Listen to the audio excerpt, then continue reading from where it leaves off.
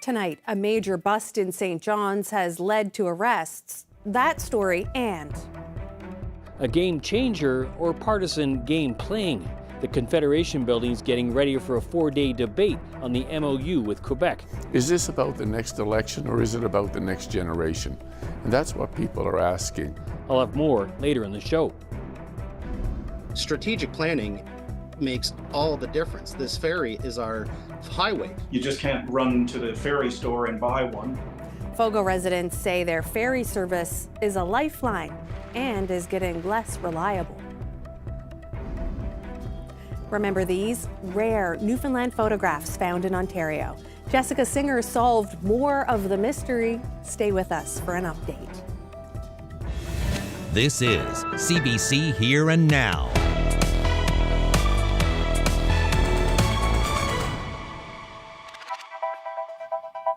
Good evening and welcome to Here and Now. I'm Heather Gillis. 3 people have been arrested in a drugs and weapons bust that happened just before Christmas in St. John's. On December 20th, police searched a home on Salisbury Street. Officers with the RCMP and RNC seized a shotgun, a .22 caliber rifle, more than 600 grams of MDMA, 4 ounces of cocaine, and hundreds of cartons of contraband cigarettes. The trio has been released and charges are pending.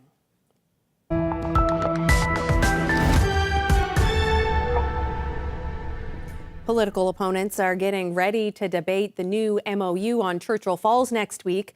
The provincial Liberals say the tentative agreement on hydroelectric sales and development is a game changer, one that will put hundreds of billions of dollars in Newfoundland and Labrador's coffers.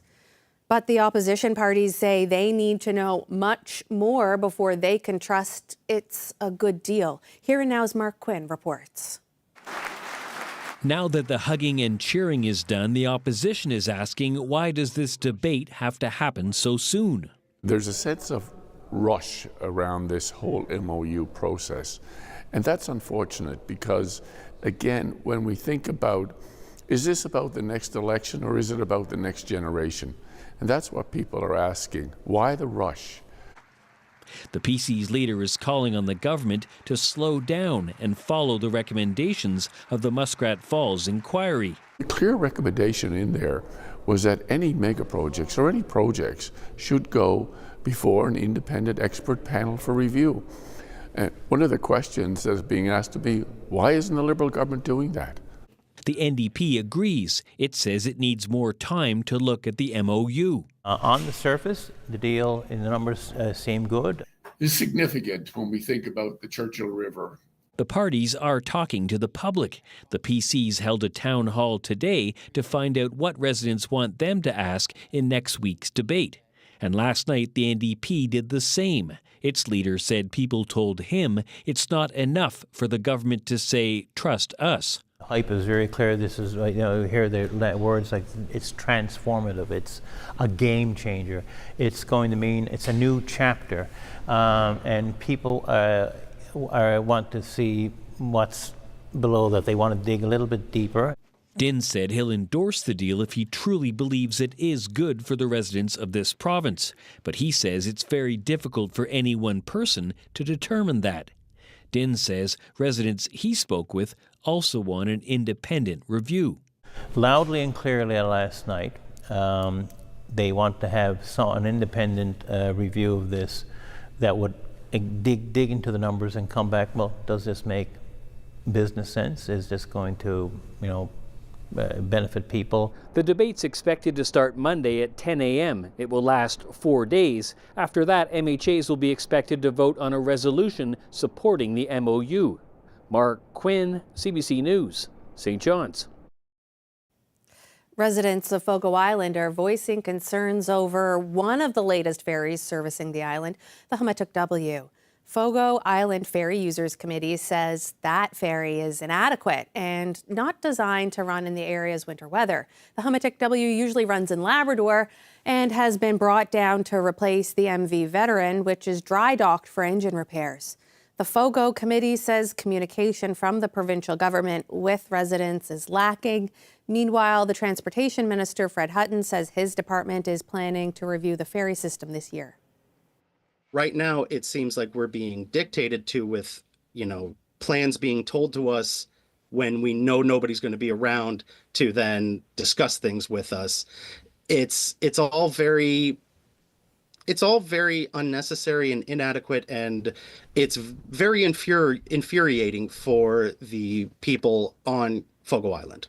That's really already happening in terms of letting them know what's happening with ferries, when things are going to change. Obviously, though, with weather conditions and sometimes mechanical issues, things happen, and you need to react quickly to try to communicate them. I mean, for example, normally the Fogo and Change Islands and Farewell Run has one ferry during the winter months. We have two there this winter. Well, one of the province's most celebrated artists is set to be honoured at one of Canada's biggest art galleries this year. The exhibit, known as David Blackwood Home, will open in October in Toronto's Art Gallery of Ontario, known as the AGO. Blackwood was known as one of Canada's foremost printmakers.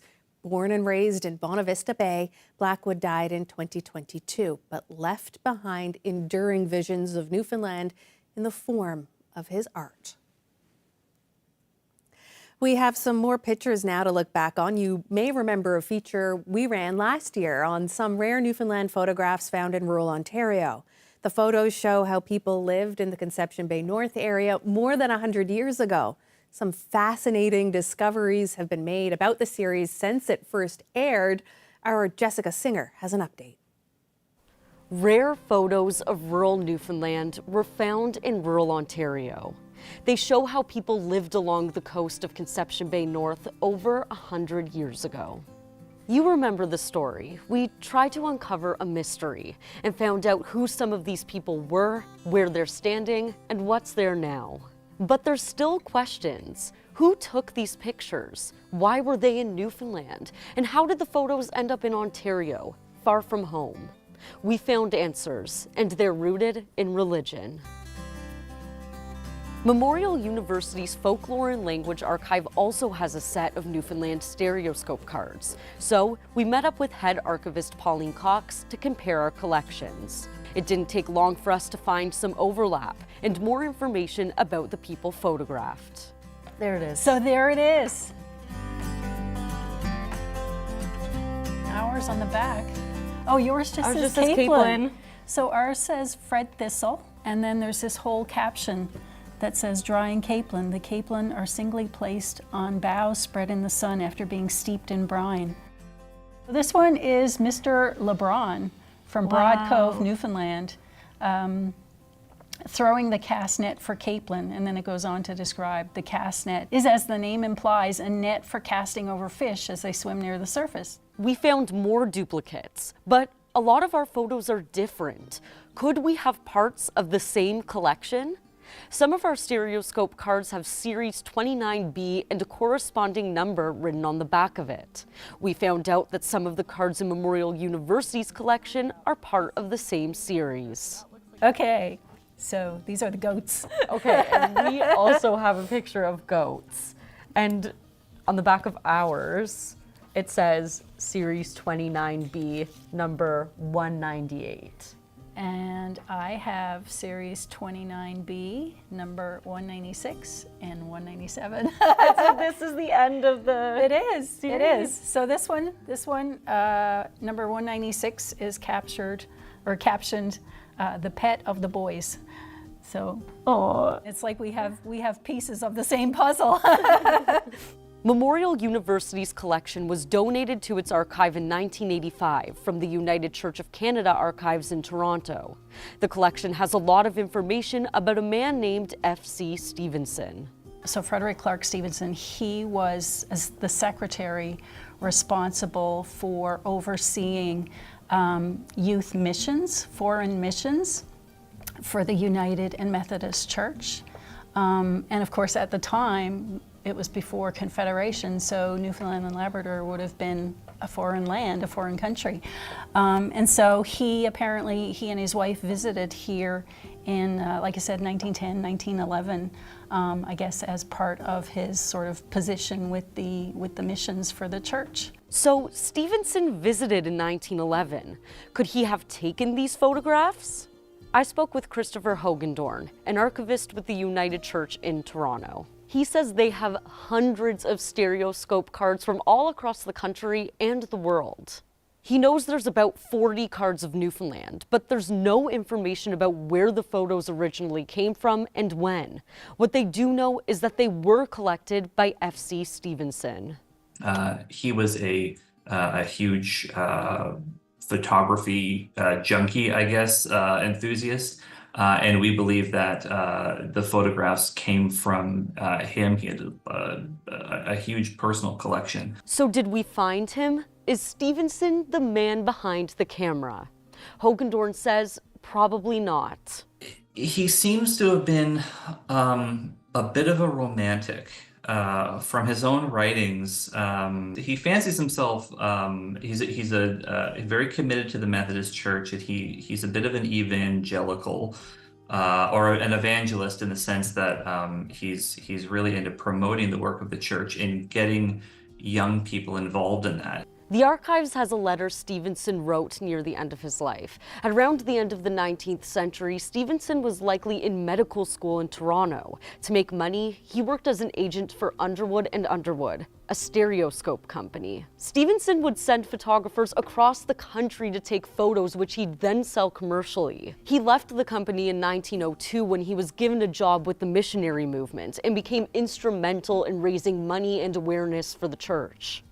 There's likely a reason why many of the Newfoundland photos are of the church. You know, show people the work of the church, show people what the missionary activities are, how people are making a difference in various communities. That might have been why maybe he said to the photographer, you know, make sure you don't just get scenes of you know, country life or fishermen or something like that. Make sure you pick up on larger things, the Methodist Church, the Catholic churches. So that was, I think, the root of a lot of that. Hogendorn says Stevenson created magic lantern glass slideshows, the predecessor to the slide projector. He'd advertise these in catalogs and mail them to churches and youth groups. Maybe the series numbers are evidence he did the same with stereoscope cards. I wouldn't be surprised if these were purchased commercially from a photographer or from a stereograph company, and they would be mailed out. Maybe they didn't send a return envelope. Maybe some of these didn't get mailed back, and that's kind of how they ended up all over the place. So while Cox and I probably have pieces of the same puzzle, it's a puzzle we won't be able to completely piece together. It's our history. It shows us a little about their lives at the time, and you know, we could probably only imagine how they might have lived, but this actually shows what their life was like at that time. So yeah, it's just they're golden. I think they're golden. So what have we learned about our mystery? We know that Stevenson visited Newfoundland, but we're not sure if he took the pictures then or if he contracted someone else to capture them. Regardless, he was the mastermind behind it all, but there's still so much more to figure out. And sometimes a mystery can be satisfying, even if it remains a mystery.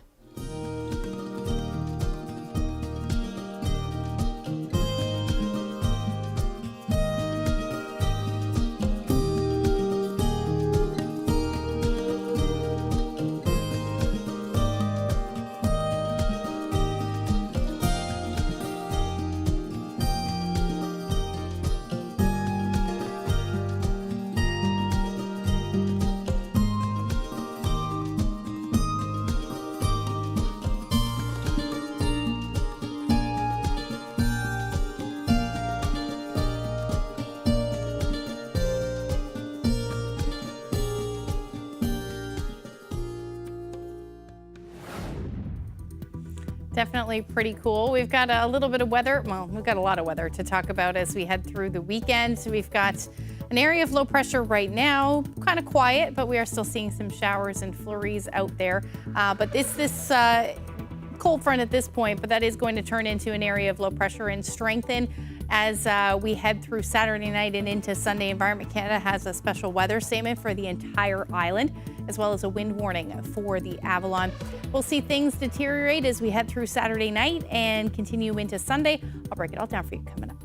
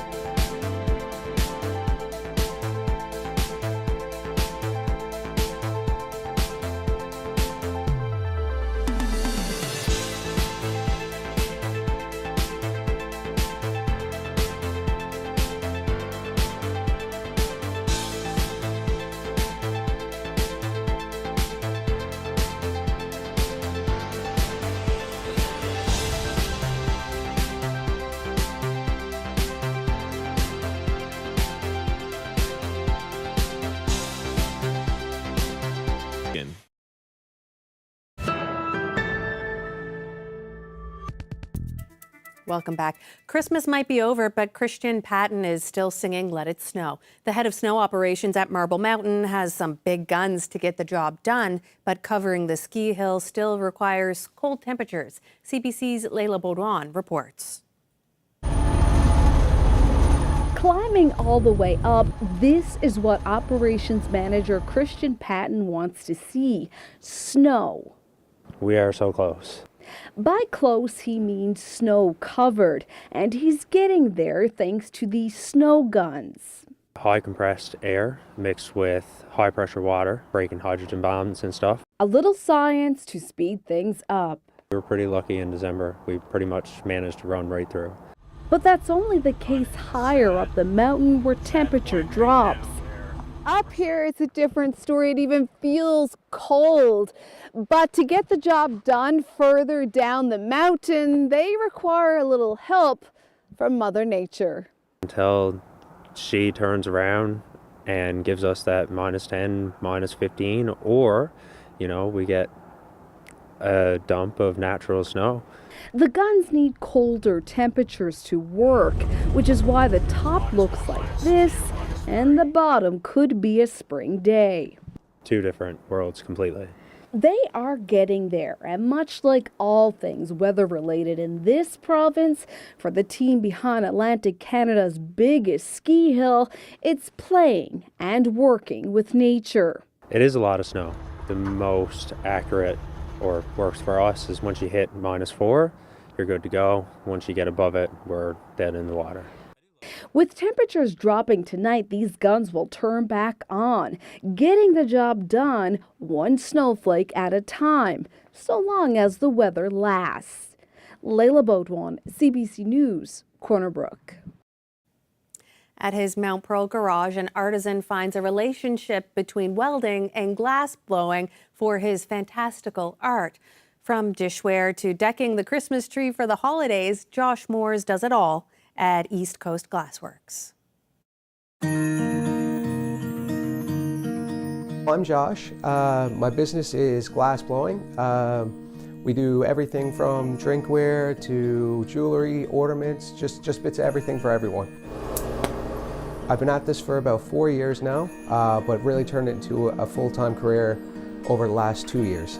I'm a welder by trade, so I got lots of hands-on with moving material and working heat and flame. Then, of course, I seen lots of glass blowing videos online, and I just kind of thought, well, that'd be cool to try. So I invested a bit of time and money in to get the equipment piece by piece, and just kind of playing around with the glass. And I've just been hooked. The limitless possibilities of what I can make with glass, because I know there's glass is mainly used in scientific field through making beakers and just all sorts of condensers and all that type of thing. Then there's also jewelry, there's all sorts of different artwork you can make, and just the options are endless. Our most popular thing to make are Christmas ornaments. Our Christmas bulbs are probably our number one seller. People just love them, love the variety of colors and shapes in them. We're in Newfoundland, so the fishing community is a big thing here, so we try to relate to that. Our octopuses are fun to make, and then recently I started making the squids just to try and change up, just to try a different sculpture. And then honestly, they're just really fun to make. Like, I started making some small ones, and I started experimenting with some bigger ones, and yeah, it's just something a bit unique. With glass, like, the material works very similarly to metal. When you heat metal up and get it red hot, you can bend it certain ways, and same thing with glass. The only real difference is what the material is actually made out of. With welding, I've used torches to cut and to weld. I've used all sorts of different equipment. I'm used to, changing my heat and adapting to whether I'm working, say, something thicker or thinner or something just wider. So I guess welding really gave me a grasp of how to handle the heat and control it. I can't draw to save my life. I'm not very good at sketching, like I can draw stick people. But yeah, no, I just more so, I just think way too much. So I think about all day, like what I can make, what I would like to try making. Sometimes I just see a picture or something that I think, oh, well, I could make that. But yeah, I just get inspiration from everything, I guess, just every day. This year I'm kind of blown away. We actually made about 2.5 times the work we did last year, which is a good complaint to have. I'm crazy busy, but I'm very humbled with the amount of work.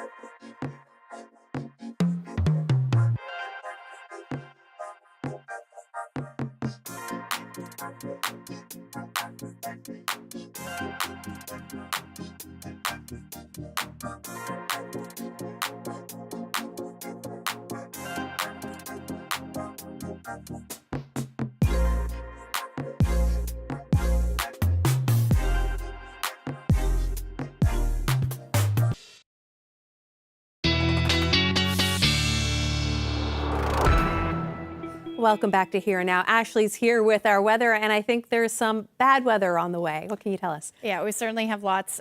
Good idea to, I saw lots of people taking down their lights today. Probably a good idea to get rid of those decorations. Let's take a look at what's going on because it is going to be windy over the next little bit. So for now, we've got an area of low pressure to the west that is bringing some much milder air across the island. We saw some, 30, I think it was around 34 millimeters of rain yesterday in St. John's. Today, some sunshine, but there are some showers still around to the south. But these daytime highs well above where we should be sitting this time of year. 5 degrees in St. John's, 4 in Gander, 3 in Twillingate. Same thing for Port aux Basques and even St. Anthony sitting above 0 at 2 degrees. That's the story up across Labrador as well. Most sitting somewhere between 2 and 4 degrees. Now, Lab City, you're sitting around 0, but still, again, well above where you should be sitting this time of year. There's those showers I was talking about just to the south now. A few flurries working their way through the interior. West Coast seeing some of those flurries as well. and even heading through the Clarenville area as well towards Bonavista. We'll continue to see that. It'll be generally unsettled as we head through tonight. Nothing significant in nature at all, but still looking at that potential for some showers or flurries continuing through the overnight, even up across Labrador as well. Towards the coast, though, your temperatures are still going to stay a little bit around the 0 degree marker, a little bit below. So anything that does fall should fall as some flurries. That will be the story really across the board. The coldest temperatures will be found in Lab West, but still well above where you should be sitting, -7 as your overnight low tonight. Winds overall will be somewhere between 20 to 40 kilometers per hour, pretty much province-wide. Overall, we're sitting around the 0 degree mark east, and towards the west, temperatures will be sitting more in the minus single digits. So certainly good news for some snowmaking tonight. As we head into tomorrow, though, those temperatures are going to stay mild. It actually looks like a pretty decent day for the most part. 1 to 4 degrees east towards central and the west coast. Those temperatures are a tad cooler, somewhere between -1 and about +1 will be your daytime highs. And up across Labrador, you're looking at your temperatures again staying pretty unseasonably warm, anywhere from 0 to about +1 for most, except in Lab West, where you'll be hovering around -6 as your overnight or as your afternoon highs tomorrow. And again, we're looking at those unsettled conditions. So let's time things out.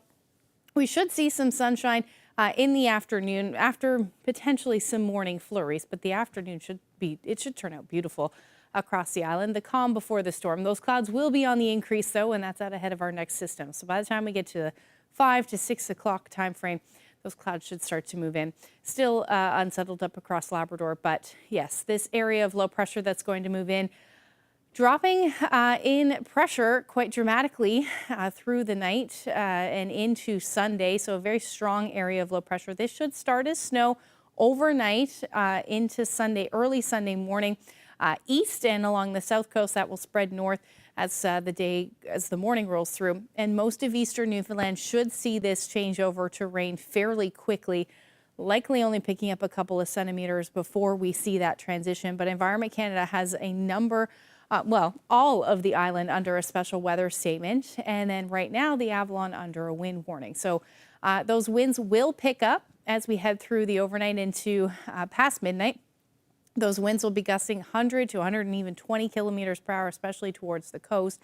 They will quickly ease, though, by the time we get into the morning. This will push some of those winds towards the Bonavista North area. That's where you'll start to see some of those wind gusts. But this area of low pressure will essentially head over the Avalon. So those winds will actually ease through the day. Now, in behind that, though, in the evening hours, the southern Avalon will likely see some stronger winds associated with that as well, topping 80 to maybe even 100 kilometers per hour. West coast and even southeastern Labrador will see some strong wind gusts as well.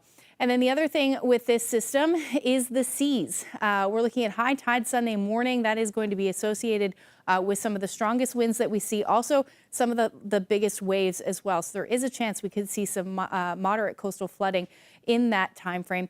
But I will break the full forecast, long-range forecast down coming up a little later. Hi everyone, I'm Jane Adey, host of Land and Sea. Coming up this Sunday is a fun show we worked on back in 2005. Every summer, there's a celebration of Newfoundland and Labrador music at the Vinland Music Camp.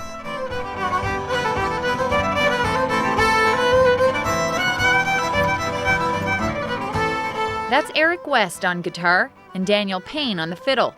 Every summer, the boys draw an adoring crowd here at the Vinland Music Camp. As local musicians go, these guys are among the cream of the crop. Daniel's fiddle is just one of 7 traditional instruments he plays. All ages have come to listen, but mostly they've come here to learn.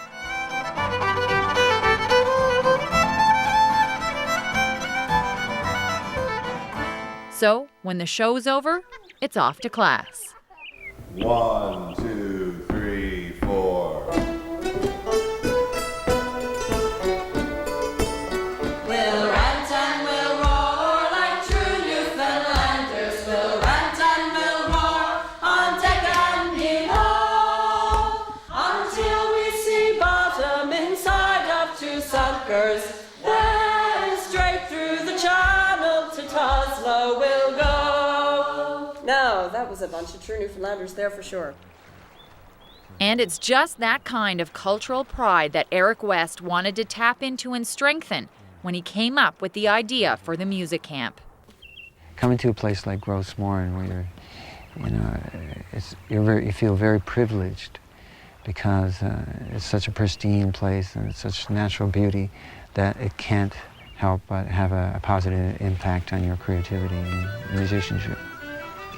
So I just hope that the students that come here leave with some of that inspiration that I always get when I'm here. So that's a show called Saltwater Music, and you can see that show this Sunday at 11:30. That's 11 o'clock in most of Labrador. If you miss it on Sunday, you can watch it on Monday, right after Here and Now. You can also see it online on CBC Gem or on CBC Newfoundland and Labrador's YouTube channel. So tune in Sunday for Saltwater Music.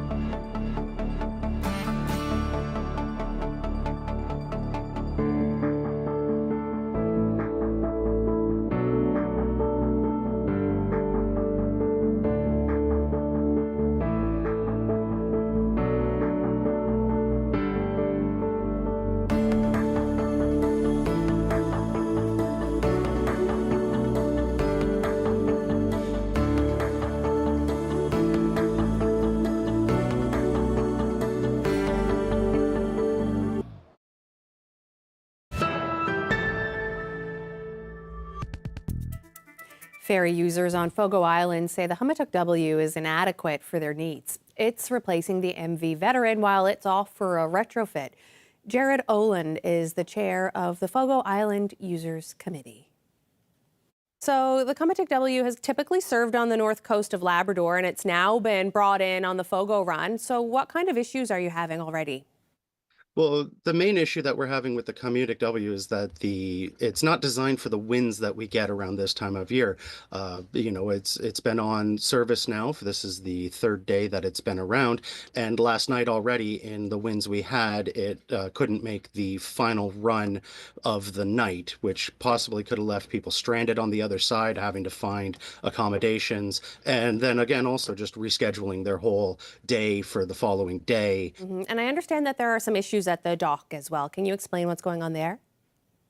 Yes, so again, because this is, our docks aren't designed for the vessel of this size, then it's unable to use one of its ramps. So the tractor trailers have to back on and back off, and even passenger vehicles that are getting on have to drive on and then turn around on the boat to face the other way to have it ready to go so that they can just drive off. And what does this all mean for people in Fogo trying to commute on and off the island? Well, it makes everything very uncertain. So people are, you're trying to make plans, but a lot of people, when they're having to go off for medical appointments or other appointments in general, or just planning to do it's the one day they might have to go do a shop. Maybe they have to leave an extra day. Maybe they have to get in the lineup as early as possible. There's, for a 7 a.m. ferry, sometimes people are getting in the lineup at 5 in the morning if they can't get a vehicle to be in the lineup overnight for them and have somebody drive them down the following day. So you've been calling for a meeting with the province and the chairs of ferry user committees from Fogo Islands, Change Islands, and Bell Island as well. What are you hoping to accomplish with that meeting? To open up those channels of communication before these decisions are made. We live here every day. We know the ferry service on this run. We can give insight to things that people who are looking at numbers on paper don't have. They're not around here. They're in St. John's. We're out here in Fogo. And, if all of us got together, we could all talk about the varying issues of our ferry systems and come up with plans that work for everybody, not just some people. And it's all about communication. Strategic planning makes all the difference. This ferry is our highway coming on and off the island. But then at 6 p.m. on New Year's Eve, we were told that the Beaumont Hamel and the Astron were leaving and the Cometic was going to be running as of January 1st. That's not enough time for a lot of people to make plans, but these are obviously decisions that were made well in advance. If the Cometic's got to come down from Labrador, but right now it seems like we're being dictated to with, plans being told to us when we know nobody's going to be around to then discuss things with us. It's all very unnecessary and inadequate, and it's very infuriating for the people on Fogo Island. Okay, Jared, thank you so much for sharing your concern. Thank you. So we're going to bring Transportation Minister Fred Hutton into the conversation now. And with the veteran ferry off for retrofit, then the Legionnaires, the Fogo Island Ferry User Committee says it wants better communication from government about changes in the ferry service. Minister Hutton, what do you have to say to the concerns from the user group? Well, first of all, we've been communicating back and forth with the Ferry Users Committee. I myself have had some conversations with the new president. The Christmas season obviously was a busy time for everyone. But we committed to that back in July when I first became minister. I met with the mayors of Change Islands, Fogo Islands, and representatives from Bell Island as well. We got together as a large group. In the fall, I was on Fogo and met with a number of people there, including the mayors again, and some other representatives who have an interest in the ferry. We've had back and forth with the Ferry Users Committee since they were formed in the fall. The staff who work in the department are continually going back and forth with the Ferry Users Committee. So that's really already happening in terms of letting them know what's happening with ferries, when things are going to change. Obviously, though, with weather conditions and sometimes mechanical issues, things happen. and you need to react quickly to try to communicate them. We've also got some bigger plans, Heather, if I may, to look at the entire ferry system. I mean, we've got 3 ferries, the Beaumont Hamel and the Flanders, that are in excess, and another one that are in excess of 35 years old, approaching 40 years. The Sound of Islay is 57 years old. Obviously, at some point in time, we're going to have to replace those.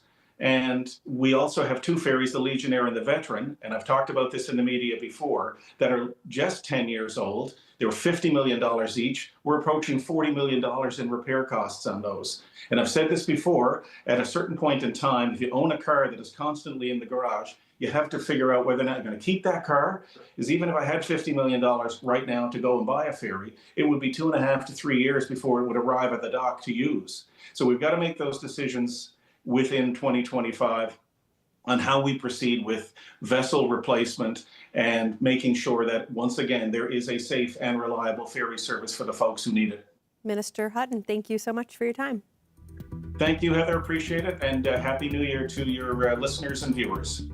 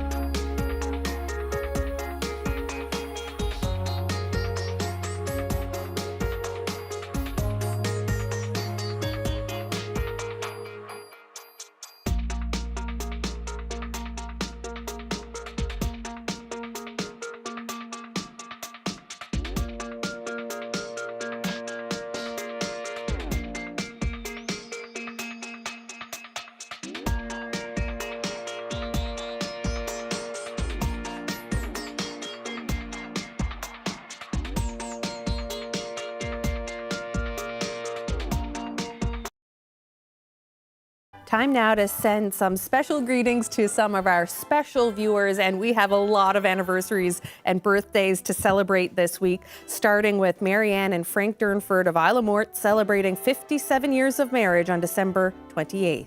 Jack and Marie Duffett wishing you a happy 65th wedding anniversary on the 29th. Happy 58th anniversary to Rose and Stan McDonald of Ramia, who celebrated on the 29th. Judy and Bob Ledger celebrated 50 years together on the 27th. Happy 51st wedding anniversary on the 29th to Sharon and Wilmore Rogers of Gander. Happy 50th anniversary to Eugene and Betty Reed from Chapel Arm. Happy 52nd wedding anniversary to Ken and Diane Batten of Conception Bay South. They celebrated on the 22nd. Happy 57th anniversary to Len and Geraldine Ryan from St. Mary's, celebrating on Boxing Day. Happy 67th wedding anniversary to Lloyd and Shirley Burton of Corner Brook, who celebrated on the 23rd. Bridget and Eric Way of St. John's celebrated 57 years of marriage on the 23rd. Happy 52nd anniversary to Marie and Jim Travers of Placentia. Cedric and Louise Saunders of Point Leamington celebrated their 70th wedding anniversary on the 27th. Greetings from your 12 children, 16 grandchildren, and 6 great-grandchildren. Happy 58th wedding anniversary on the 26th to Pete and Lorraine Wadman of Dunville. Happy 64th anniversary to Stanley and Trixie Brown of Trinity Bonavista Bay, who celebrated on the 22nd. Happy 55th wedding anniversary to Alan and Betty Billiard of Carbonear. Happy 56th anniversary to Jesse and Garland Rice of Purebeck's Cove from the whole family. Happy 69th anniversary on the 23rd to John and Janet Stapleton of Stephenville. John and Rose Bragg, 61 years married on Christmas Eve. Happy 56th anniversary to Sam and Sybil Rowe from Seldom on the 30th. Happy 62nd anniversary on New Year's Eve to Hiram and Doris Lemoyne of Port aux Basques. Happy 65th wedding anniversary to Bert and Joan Shepherd of Lewisport, who celebrated on the 28th. Happy 60th anniversary to Norman and Frida Pittman of Bellburns on New Year's Eve. Happy 54th wedding anniversary to Doug and Gertie Pike of St. John's, who celebrated on the 30th. Happy 60th anniversary to Boyce and Olive Parsons, who also celebrated on the 30th. Congratulations to Lindy and Elizabeth Hewlin of Corner Brook, who celebrated 65 years of marriage on the 28th. Happy 57th wedding anniversary to Ronald and Jane Sims of Galtes, who celebrated on the 28th. Wishing Philip and Velda Noseworthy happy 50th wedding anniversary on the 28th. George and Florence Clark of Deer Lake celebrated their 61st anniversary on the 30th. Happy 61st wedding anniversary on the 28th to Peter and Rose Collins of Collinette, St. Mary's Bay. Wishing Maud and Charles Kendall a happy 60th anniversary. They celebrate on the 5th. Leslie and Millie Cutler of Ramia are going to celebrate 55 years of marriage on the 5th as well. Max and Frances Barnes of Phillips Head are going to celebrate 60 wedding anniversaries. That was on New Year's Eve. Happy 61st anniversary to Lynn and Eric Perry of Bloomfield. Happy 51st anniversary to Boyd and Catherine Greenland of South River. Happy 56th wedding anniversary to Harold and Dorothy Butler of Botwood, who celebrate on the 7th. Happy 59th anniversary to Maxwell and Marina Warren from Dildo. Anniversary greetings for Carol and Gerald Anstey of Grand Falls, Windsor, celebrating 59 years of marriage on the 30th. 71 anniversary greetings to Caroline and Robert Chalk of Charlottetown, Bonavista Bay. They celebrated on the 29th. Happy 65th wedding anniversary to Leah and Carl Davis from Glovertown. Happy 54th wedding anniversary to Frank and Judy Goodyear of Grand Falls, Windsor. Happy 51st wedding anniversary to Freeman and Rose Barron of Dunville, who celebrated on Boxing Day. Happy 60th anniversary on Boxing Day as well to Carlson and Ruby Isaacs of Tidesbrook. Happy 60th wedding anniversary to Marie and Dan Foley of Tilting Fogo Island. Happy 68th wedding anniversary to Pearl and Leslie Fifield of Cape Friels. They celebrated on the 29th. Bert and Betty Quigley celebrating 57 years married on Friday, December 27th. Gladys Spokey Noseworthy and Gary Noseworthy married 50 years on the 27th as well. Happy 68th anniversary to Michael and Loretta Maloney of Holyrood, who celebrated on the 29th. Roy and Joyce Hart of Fogo celebrated 50 years of marriage on the 27th. Happy 65th anniversary to Ella and Clayton Frampton, who celebrated on the 28th. Dawn and Eileen Powers celebrated their 50th wedding anniversary on the 27th. Happy 58th anniversary to Malcolm and Sarah Rogers, who celebrated on the 27th from Trinity. Happy 50th anniversary to Fred and Holly Crocker of Greens Pond. Happy 59th anniversary to Harold and Anita Power of Heart's Desire, who celebrated on the 27th. Happy 57th anniversary to Pat and Amy Farrell of Marystown. Happy 58th anniversary to Thomas and Marjorie Thorne, celebrated on the 28th. Happy 59th anniversary to Ted and Phyllis Pilgrim in Goose Bay. Austin and Jean Canning of St. John's celebrated their 60th anniversary on the 29th. And Dave and Marie Barter of Corner Brook celebrated 60 years of marriage, and that's going to be on the January 5th. Raymond and Lucy Moores of Cottrell's Cove are celebrating their 53rd, excuse me, that was on the 1st. Happy 59th wedding anniversary to Raymond and Betty Jean Lodge of Deer Lake, celebrated on New Year's Day. Happy anniversary to Donald and Jean Anstey of Twillingate. Wishing Bert and Flora Sims of Port-aux-Basque a happy 61st anniversary. Happy 55th wedding anniversary to John and Nancy Coffey of Whitburn. Happy 67th anniversary to Silas and Blanche Rogers of Musgrave Town. They celebrate today. Happy 50th wedding anniversary to Tom and Daisy Kelly of Gander. Now time to celebrate some special birthdays. Happy 92nd birthday to Rena March of Kippen, celebrated on Christmas Day. Birthday greetings to Marjorie Reynolds of Carbonear, who turned 94 on the 22nd. Happy 92nd birthday to Eloyle Bishop. This is from all your family and friends, and your granddaughter Anna, who arrived just 6 weeks ago. Happy birthday to Joyce McKenzie of Grand Falls, who was 90 on Christmas Eve. Happy birthday to Frank Moss, now living in Sandringham. Happy 94th birthday to Cecilia Maloney. She lives in Gander and celebrated on New Year's Eve. Happy 91st birthday to Gloria McCormack from St. John's. Happy 90th to Elizabeth Marr of Culls Harbor. She celebrated on the 1st.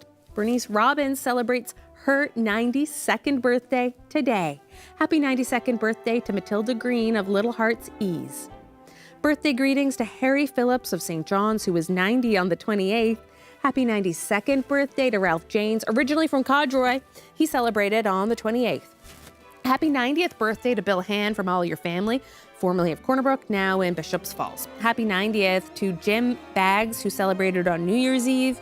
Birthday greetings to Agnes Crew of Ramia, who was 105 years old yesterday. Happy birthday. Happy birthday to Roy Bishop of Goulds, who turned 95 on the 1st. Happy 98th birthday to Josephine White of St. Brendan's. Happy birthday to Fran Taverner of Cornerbrook, who turned 103 on Boxing Day. Greetings come from all of her family and friends. Bridget Lingard turns 90 tomorrow, originally from Bishop's Falls. Happy 99th birthday to Mabel Lemoyne of Port-aux-Basque on the 5th. From all of your family and friends. 90 birthday greetings to Lucy House today from your family and friends. Greetings going out to Violet Pomeroy, formerly of Marachine, celebrating 92 years today. Happy birthday finally to Ruth Manning, who turns 95 at St. Patrick's Mercy Home. Greetings from all of your family and friends. Well, Ashley, time for our last look at the weather now, and we've got some wind on the way. Will it be rain or snow? Yeah, all of the above as we head through the weekend, starting Saturday night and into Sunday. Let's take a look at what's going to happen. So here's your evening on Saturday. We will see the snow and eventually rain move in by the time we get into Sunday morning. You can see most of the Avalon rather sitting in that rain by Sunday morning, and then the rest of the island seeing that snow. So that will generally continue. We'll see that rain-snow line slowly push towards central as we head into the afternoon. It will take a while, but we certainly will see that transition through to rain. Most of the west coast and including the south coast will likely see this stay as snow, at least for the first part of the day. And then as we head through the overnight, we'll see that transition through to rain. Temperatures are going to be mild. So what does fall will be a very wet snow. Anywhere from 2 to 5 degrees will be the daytime highs up across Labrador. You'll be hovering around the 0 degree mark through central areas of Labrador, a little bit below 0 to the north and the west, and then towards the coast between 1 and 2 degrees. So again, snow or rain certainly possible. Likely towards the coast, this will fall as rain, but again, it will be a very wet snow. Significant amounts of rain expected by the time we get into Sunday evening, looking at somewhere between 50 to 75 millimeters of rain falling potentially for eastern areas of the Avalon. Otherwise, a good 20 to 40 will be a good bet, and then much less as you head towards central areas of the island And again, through the overnight, we'll likely see some of that rain head further east as well. Now, these snowfall amounts likely a little bit overdone, but we could be talking about 15 to 25 centimeters of snow falling, but there will be some rain in the mix there as well. So it likely won't accumulate like that, but it will be messy. So if you have any travel plans on Sunday, it's a good idea to postpone them or try and move them to Saturday, because Saturday at this point looks absolutely beautiful. By the time we get into Monday and Tuesday and even into Wednesday, we're going to continue to see the rain and then eventually some flurries on Tuesday, but temperatures are going to stay above zero until the overnight period, Tuesday, Wednesday, where they'll drop a little, temperatures will drop a little bit below zero. For Central, you are looking at a similar forecast temperature-wise. Wednesday looks decent at this point. Western Newfoundland more in the way of flurries for Tuesday and Wednesday. And then Labrador, you are also looking at your unseasonably warm temperatures sticking around between 1 and 2 degrees. And then for Western Labrador, more in the way of flurries or light snow, and temperatures will be sitting into the minus single digits through the days as well. Our weather photo coming to you from Fort O. This is a great shot of the morning drive to work there. Roseanne shared this lovely shot with us. And if you have any weather photos, send them to nlphotos@cbc.ca. Oh, that's a nice winter scene, Roseanne. Thanks so much for sharing that one with us. And it looks like people should probably do outside chores on Saturday and then hunker down on Sunday. Good idea. Again, put away those the outdoor decorations if you can. It's a good idea to do that. Okay. All right. Well, that's our show for this evening. Thanks so much for being with us. Good night. Good night.